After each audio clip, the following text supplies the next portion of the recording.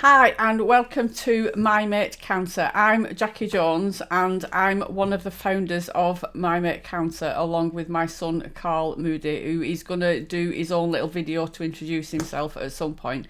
But I thought I'd just pop on and let you know a little bit about me and why I'm involved in this and where my story began. And it began probably about 18 months ago now. This at the time of this, it's now what we're in July 2023.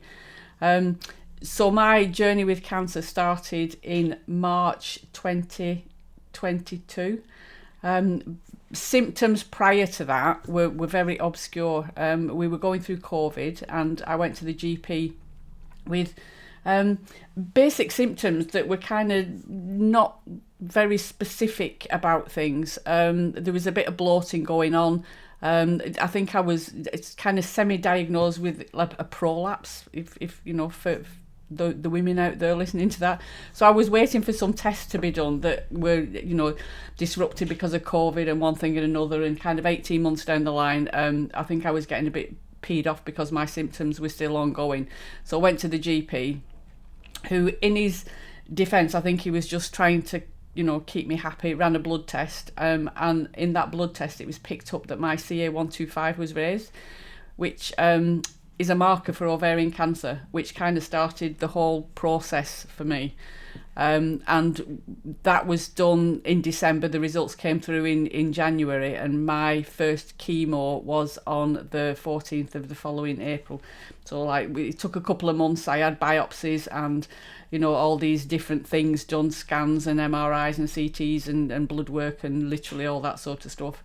But the actual cancer treatment started on the 14th of April 2022, and I remember that date because my birthday is on the 15th, so literally the day before my birthday I started my treatment. And it consisted of the usual traditional things that we do for cancer. I keep asking myself the question, if I knew then what I know now about cancer, would I have still gone through with the traditional treatment? And I honestly can't answer that question. Part of me thinks no, I wouldn't, because of the effects of the chemo, and part of me thinks yes, you would, because it did what it did. So I had 6 rounds of chemo. I had 4 rounds of chemo every 3 weeks. I couldn't tell you what they were. I can research it, I can let you know, because it's all written in my book. Carboplatin was one, paclitaxin was one, and then there was another one that I can't pronounce that I think begins with a B. I had 3 lots of chemo. My chemo used to take about 10 hours because I did have a reaction to it, so they had to slow it down. So every 3 weeks I would go in and have chemo. Started off intravenously, and then they had to put a PICC line in because my veins were packing up. But I had 4 rounds. Then I had debulking surgery on the 1st of August 2022, where they took quite a lot of my insides out, all the lady bits out. I had a lymph node that had kind of gone up into my chest cavity. That was took out. There was bits lower down. There was literally all sorts of bits came out. I think my surgery, although I was asleep for it, I think I was told it was about 8 hours long, the surgery. And then I had another 2 rounds of chemo after that. They wanted to continue, but I kind of said, no, I'm done now. I've had enough. This is what we agreed at the beginning, and that's what I want to keep to. So we decided to do a scan, and the scan came back that I was clear, there was no disease detected, and everything was hunky-dory.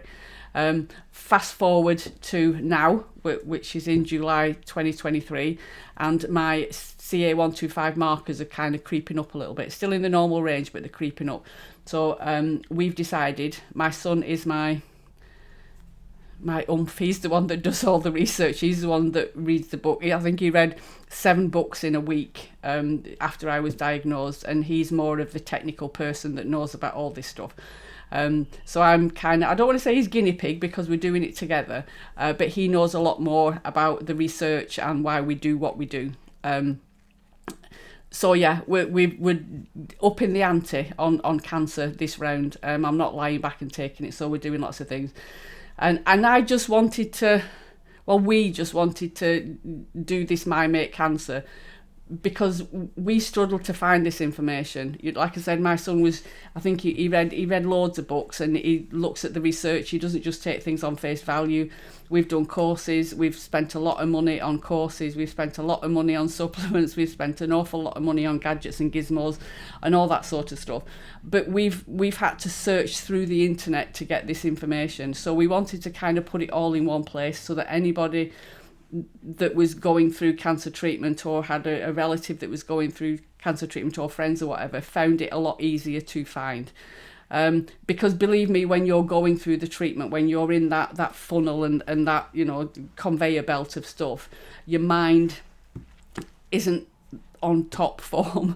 So trying to pull out the wheat from the chaff, so to speak, on what we should be doing and what we shouldn't be doing is really difficult. So we wanted to kind of put it all in one place so it was easy for everybody. So that was where My Mate Cancer kind of was born. And we've called it My Mate Cancer because I'm not frightened of cancer anymore. I know that there's so much that I can do with my diagnosis, and I have to live with cancer for the rest of my life. It's going to be a part of my life. And it's actually changed it in a positive way on lots of different levels. So I want this to be a positive, uplifting group, you know, a community of people that come together to support each other. There are going to be wobbles. I have days where I don't feel the best and I have wobbles. I have those woe is me days, but I soon come out the other side of it, because it doesn't help. You know, being on top of our mental health is one of the best things that we can do for ourselves. It overrides everything else. I'm a psychotherapist by trade. That's my job. That's what I do on a daily basis. So I'm really up to date and keen on making sure that we are positive about things, whether that's through, you know, catching our negative thoughts, whether that's stepping away from social media, not watching the news, you know, negative people that kind of bring us down. We've got to be on top form in order to live with cancer and for it to not impact on every area of our life. So feel free to comment or post or message, ask us questions. There's going to be, you know, a newsletter that goes out quite regular. We've got a Facebook page. We're going to open a Facebook group. We've got a TikTok account. We've got Instagram account. You can find us on social media, but it's going to be a slow burner. We're going to be building up and adding things in as much as we can. And I'm going to be sharing my journey with you. I'll be doing daily posts. I'll be, you know, showing you what I'm eating. We'll be sharing recipes, you know, the supplements that I take, what I do, the appointments that I'm going on, everything. It's going to be an open book, and it's going to be, you know, a journey for us all to be on together. So yeah, I'm not sure whether I mentioned, did I say that I've got ovarian cancer? I think I mentioned that I've got ovarian cancer. It was diagnosed stage 4, which is classed as terminal. It's just a number. And a lot of the times, to be fair, I think the NHS stage it at stage 4 when it potentially can be stage 3, so that they get access to more chemotherapy that they can throw at you. But it's just a number. It doesn't really mean anything. Okie dokie, I'll leave it there. Feel free to comment and post a message and get in touch with us anytime you want, and we will get back to you as soon as possible, although we are both working, so bear that in mind. Okie doke, take care. Bye.